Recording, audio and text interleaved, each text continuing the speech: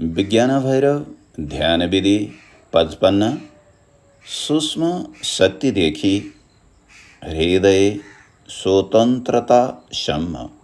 भावार्थ साधकले अत्यन्त सूक्ष्म जीवन शक्तिको अनुभूतिमा मनलाई स्थिर गर्दै त्यस सजगतालाई हृदयको गहिरो मौनमा विश्राम गराउँछ।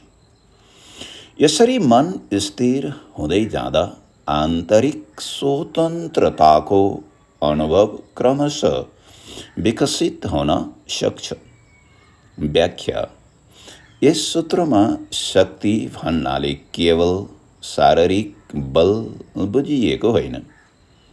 यो प्राण शक्ति, चेतना शक्ति वा जीवनको सूक्ष्म स्पन्दनतर्फ सङ्केत हो।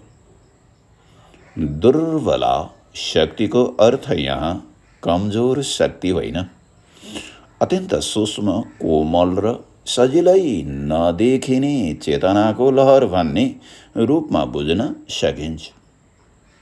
साधकले त्यस सूक्ष्म चेतनालाई सजगतापूर्वक अनुभव गर्दै हृदयमा मनलाई विश्राम गराउँछ। जब मन बाह्य विषयबाट हटेर हृदयको मौनमा स्थिर हुन्छ तब भित्री स्वतन्त्रताको स्वाद आउन थाल्छ। यहाँ मुक्तिको अर्थ संसार त्याग्नु होइन, मनका बन्धन, भय र आसक्तिबाट क्रमशः मुक्त हुँदै जानु हो।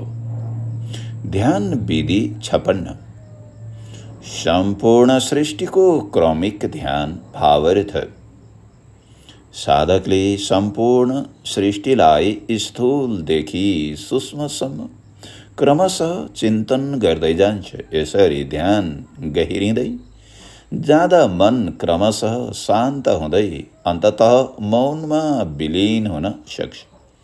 व्याख्या यो अत्यन्त व्यापक ध्यान विधि हो।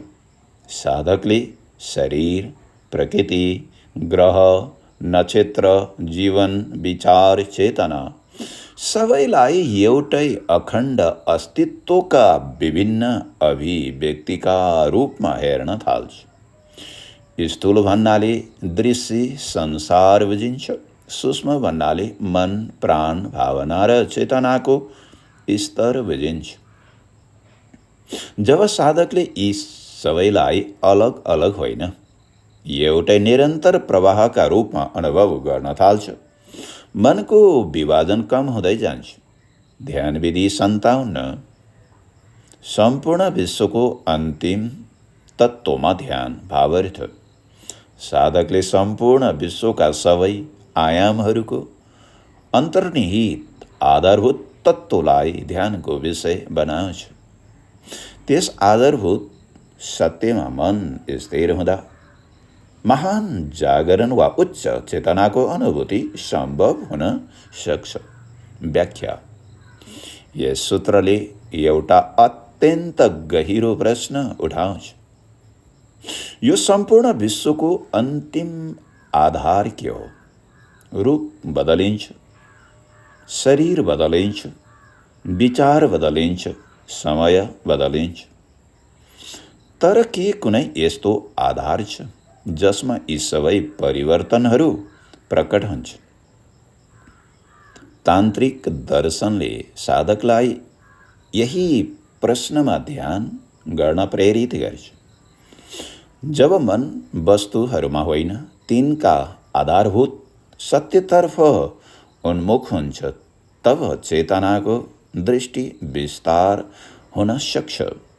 यी तीन ध्यान विधिको संयुक्त रहस्य, यी तीन सूत्रहरूले साधकलाई क्रमशः सूक्ष्म जीवन शक्तिको अनुभूति, सम्पूर्ण सृष्टिलाई एक अखण्ड प्रक्रियाका रूपमा देख्ने दृष्टि र अन्ततः सबैको आधारभूत तत्त्वतर्फ मनलाई उन्मुख गर्ने साधना सिकाउँछन्। यसरी ध्यान व्यक्तिगत अनुभवबाट विश्व चेतनाको अनुभूतितर्फ विस्तार हुन्छ। यौगिक र तान्त्रिक दृष्टिकोण योगमा हृदय, प्राण र चित्तको शुद्धिलाई आत्मबोधको आधार मानिन्छ। कश्मीर शैव तन्त्रमा सम्पूर्ण विश्वलाई शिव शक्तिको अभिव्यक्ति मानिन्छ। साधकको लक्ष्य संसारबाट भाग्नु होइन, संसारभित्रै व्याप्त चेतनालाई चिन्नु हो। आधुनिक वैज्ञानिक दृष्टिकोण ध्यानका केही अभ्यासहरूले आत्म जागरूकता, ध्यान केन्द्रित क्षमता र भावनात्मक सन्तुलनमा सकारात्मक प्रभाव पार्न सक्छन् भन्ने अनुसन्धानहरू उपलब्ध छन्। तर विश्व चेतना, शिवशक्ति, परम तत्त्व, महोदय जस्ता अवधारणाहरू आध्यात्मिक दर्शनका विषय हुन्। विज्ञानले तिनलाई प्रत्यक्ष रूपमा प्रमाणित वा अस्वीकार गरेको छैन। साधकका लागि व्यवहारिक निर्देशन सूक्ष्म अनुभूति जबरजस्ती खोज्ने प्रयास नगर्नुहोस्। ध्यानमा आएको प्रत्येक अनुभवलाई शान्त साक्षीभावले हेर्नुहोस्। नियमित अभ्यास नैतिक जीवन, विनम्रता र विवेकलाई साधनाको आधार बनाउनुहोस्। आध्यात्मिक अनुभूतिलाई दैनिक जीवनमा करुणा, सत्य र समत्वका रूपमा अभिव्यक्त गर्नु नै वास्तविक प्रगति हो। समापन यी 3 ध्यान सूत्रहरूको सार एउटै छ। सूक्ष्म शक्तिबाट यात्रा प्रारम्भ हुन्छ। सम्पूर्ण विश्वलाई एकत्वका रूपमा देख्ने दृष्टि विकसित हुन्छ। अन्ततः साधक सबै रूपहरूको आधारभूत चैतन्य तत्त्वतर्फ उन्मुख हुन्छ। यही विज्ञान भैरवको अद्भुत मार्ग हो।